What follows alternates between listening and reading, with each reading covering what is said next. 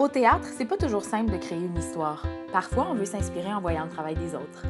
On a décidé d'amener les participants voir la 15e édition du théâtre tout court au théâtre La Licorne.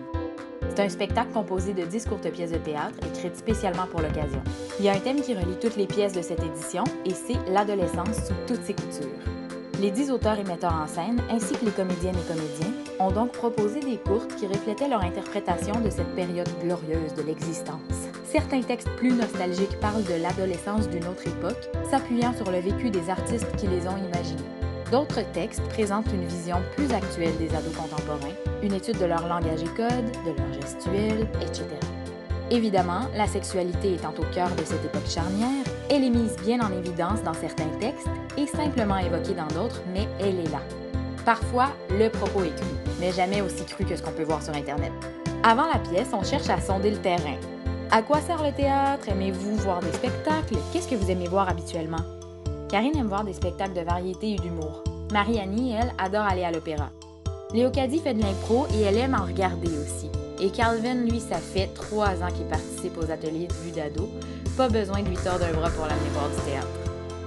À l'entracte, on demande aux participants leurs impressions. Ils aiment déjà ça. On leur demande s'ils se reconnaissent dans certains personnages. Pas vraiment. Ils y ont plutôt vu une réalité grossie par la magie du théâtre. À la fin de la soirée, les sourires sont sur toutes les lèvres. Les jeunes ont vraiment tripé sur les pièces les plus drôles. Leur pièce préférée présente 2 adolescentes qui s'échangent selfies et textos durant leur trajet d'autobus.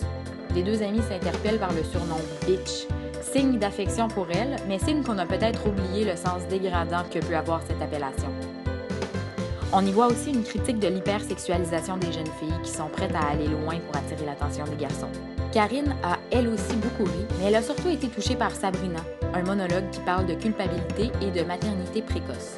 Au final, on s'entend tous pour dire que dans beaucoup de pièces qu'on a vues ce soir, il y a des personnages qui font vraiment des niaiseries, et parfois on est en désaccord avec leur façon d'agir. Les participants repartent donc avec un devoir.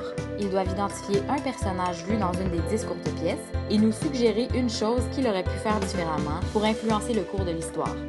On a hâte de voir comment tout ça les aidera ensuite à développer leur propre micro-récit. À suivre!